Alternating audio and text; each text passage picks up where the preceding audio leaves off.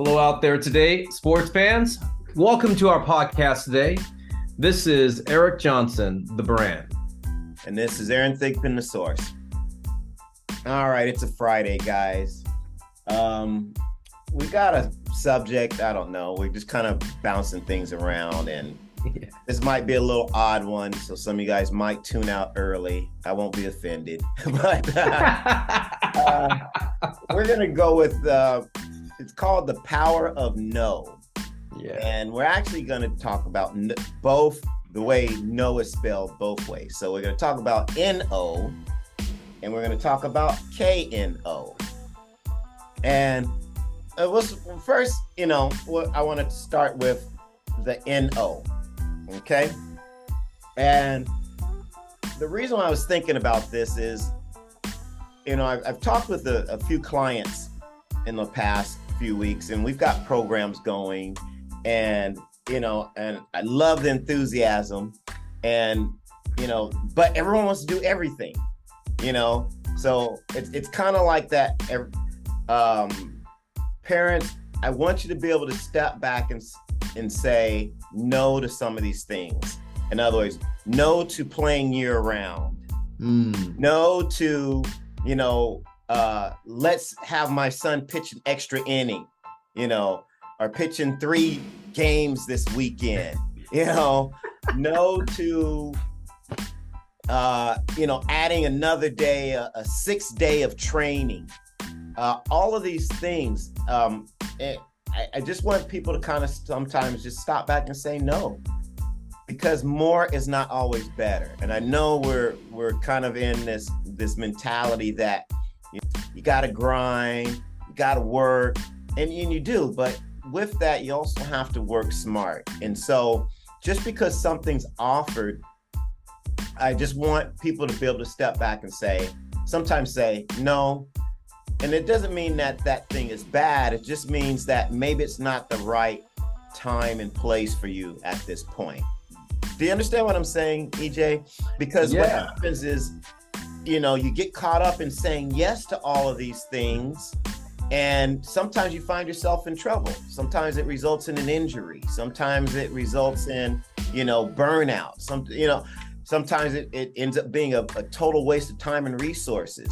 So I just want people to not be too quick to want to join and participate in everything. It's okay. It kind of in stock trading, it's that the FOMO, fear of missing out. And I guess that's what I want people to insulate themselves from by learning to say no and being okay with that. Aaron, love it, because this is something that you just hear out there today, like, I have to do everything. And no is a powerful, short word. No. It's exactly what it means. And I think out there in our sports world, and whether it's professional sports, major college sports, high school sports, youth sports, that word no, you have professional athletes using it. Yeah. In our audience, you can range anywhere from all those 4 sectors. No's all right sometimes, and I see a lot of people going, well, we're going to go guest play over here. We're going to go do that. And we're going to go to this showcase because I got to see how I'm ranked and stuff. And the first thing that comes to my mind is like, why? Why are you doing that? And then they go, well, I'm doing this because of this. And I go, well, I wouldn't do that. I would say no to that.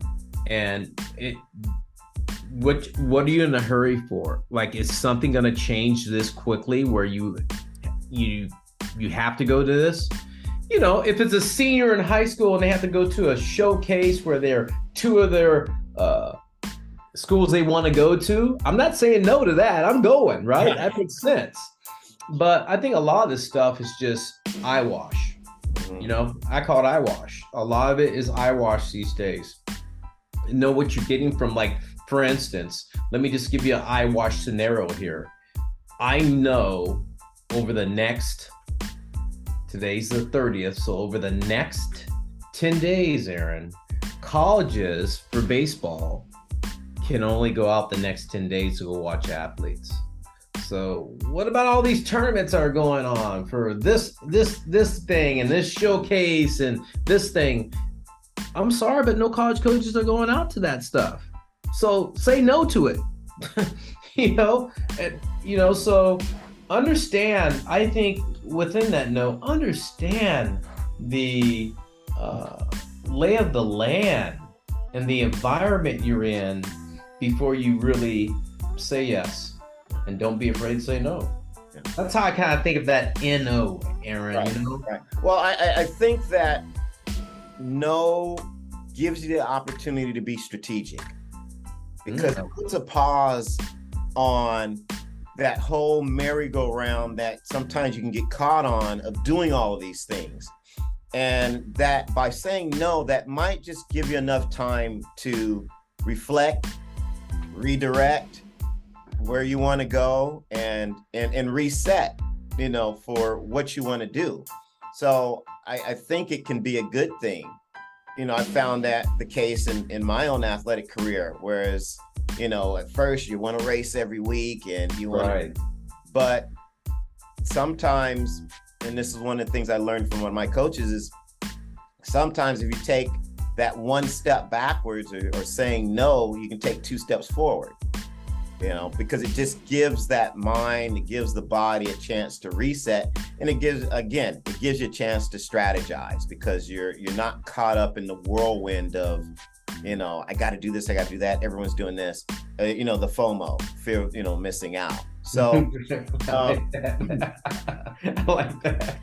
So I think that's the case. And I know a lot of new parents to sports kind of feel that pressure.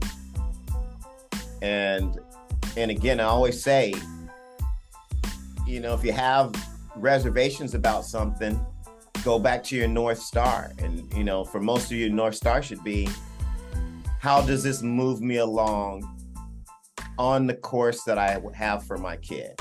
And right. if it does, great. Maybe it's time to do that. If it doesn't, time to say no. Yeah. I think that's so telling. Aaron, I just think about, our careers parallel a lot in a lot of ways. And I remember my junior year in college, finished my junior year, and I was kind of banged up. I went to the regional and I had to really kind of plan on one leg. I kind of tore my quad. And, I was drafted that year by the Yankees.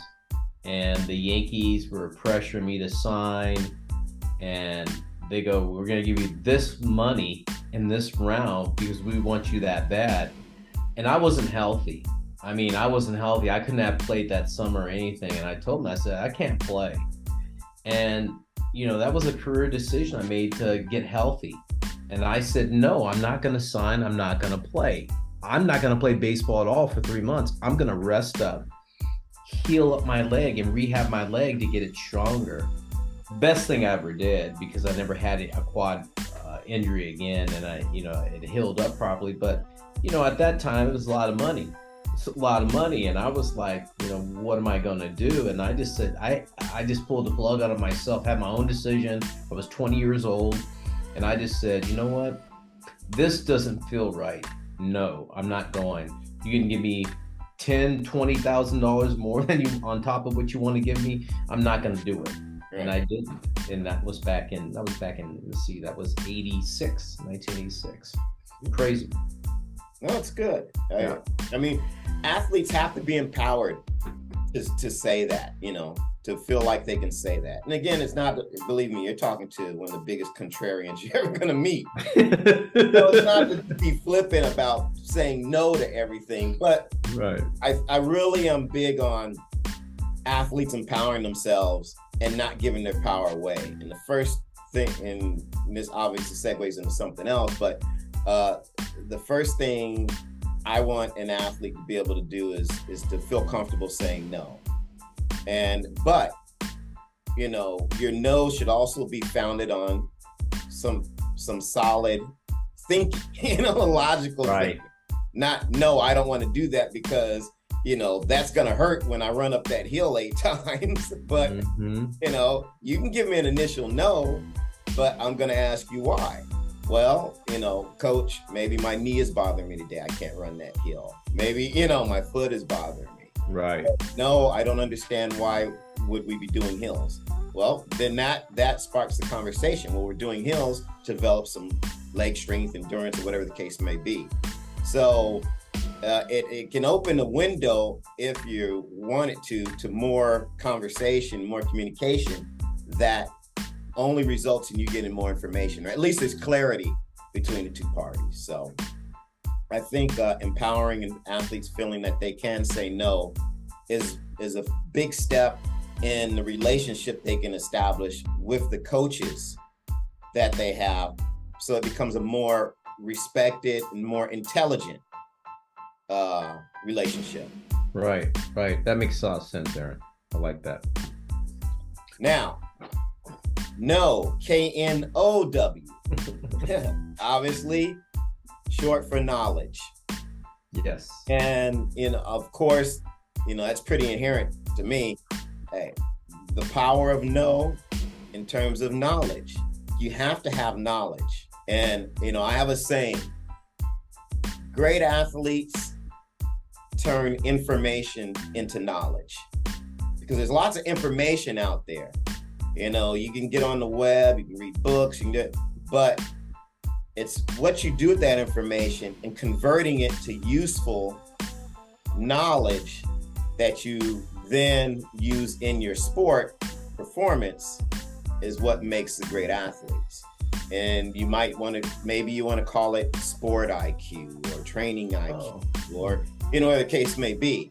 But what made me think about this is our talk with Tony Crivello, and he had quoted a coach who was saying that he liked his guys because they knew where to be. Right. That's right. Knowledge. That's the power of knowledge. He didn't talk about, oh man, this guy, he had a great arm, or this guy was, had this stature, or this guy had this speed, or his exit velocity. He said these guys knew where to be on the field. Of course, that enabled them to make the play, of course, which is performance. So, follow the dots. So I think the power of no in terms of knowledge is very important. And that's something that you can't always see. It's only demonstrated. And I think that athletes should strive to demonstrate their knowledge. And again, it's not about information. Anyone's going to recite information, but it's how you can turn that into, usable performance. I was at practice yesterday, Aaron, and I always give our players scenarios, and then I go, okay, here's your scenario. Give me all the things that can happen in that scenario. And, majority kids, say 95% of them say, give me the right answer right away, the first answer. But I said, hey guys, there's more than one situation here. Tell me all the plays you can make based on this situation or scenario. So I'm asking them to go beyond the first play. I'm asking them to go into the secondary play, the third play, and a possible fourth play if these things start to break down. And that's knowledge, man, understanding and applying the information that you have initially, and then what happens in the circumstance, because things change. And I think when players, athletes are out there and a situation comes up, how do they adapt to it? Okay, how do they adapt to the situation, and what do they make of it? And their knowledge, their know, plays a major part in that. If they can do it in a game situation, that's when the know kicks in, and you go, that person has, as we deem in the baseball world, baseball IQ. or sport IQ, intelligence of the situation. And great coaches look for those type of athletes because they are an extension of the coach on the field or on the track or on the court. It's an extension. An extension is a powerful thing. That's where that know comes in, that knowledge, an extension of a coach. You hear it all the time on TV or radio. Man, that guy's like having a coach, or that female's like having a coach on the field. They know what they're doing. We don't have to worry too much about him. Or you hear a coach talk about a player and they say, I don't have to worry too much about that person. That person just gets it. They have what I call it, the it thing. And that's another subject you can talk about, is the it, but they have the know, which is, I'm going to call it the it today. Right. Yeah. I mean, even with my track and field athletes or people who come to me for track and field training, I tell them my job is not to teach you how to run, it's to teach you how to race. And those are two different things. Because, and the reason why I take that stance is, regardless of what sport you're in, you're going to get to a point where the physicality isn't going to be an issue. There's not going to be these big physical mismatches once you get into Major League Baseball or collegiate baseball. Right. You're after high school, the physical mismatches basically disappear for the most part. Right. And everyone's about at the same physical capacities, give or take maybe a couple of freaks or something like that. So what it comes down to is how you can execute, and how you can read situations. And, in football, it's like, a linebacker, he doesn't have to be the fastest, biggest guy, but he has to be able to read what's going on in front of him. In other words, he's got to be able to take that information and analyze it and know where to be. Right. And it might look like speed on the field, but it's actually, no, this guy has done all those mental calculations to say that probability the play is going in this direction based on how the athletes are set up and where they've done in the past or whatever. This is where the play is most probably going to be. Boom, I need to be there. But from the outside, it looks like, man, that guy's fast. He got right to the play. Well, right. He kind of had that knowledge and that foresight to be able to do that. And I think that is apparent in most every sport, even in track and field. Even though it looks like guys are just straight out, blazing down the track, there are actually different nuances that are going on where they're changing gears, where they're exerting, certain amounts of energy at certain times, where they're changing how they're going to strike their foot, their posture, all of that stuff happens. Yeah, to the layman, it looks like, hey, the gun went off and they just ran as fast as they could. But there's all these other little things that go on within that separate runners from racers. Strategy, right? Is that what you said? Strategy. And I always look at it this way, Aaron, is anticipation. They're anticipating maybe what's going on in the race or what's going on the field, and they see something, they react to it. I think knowledgeable or the know athletes have that sixth sense about them that it seems to allow them to go ahead and be free enough to impart that knowledge on the situation. It's pretty cool to really see that. I always see that, you get track and field races, man. I know you're the track and field guy, and I sit and watch that stuff now. And I see athletes like, especially in, the 440, the 880, or I see the mile, and those guys are, you're way better than I am in seeing the 100 and how they're going down the track, and you could see different things. Look, you're a world-class sprinter. I'm not. Simple as that. But, it's fun to see that. I think,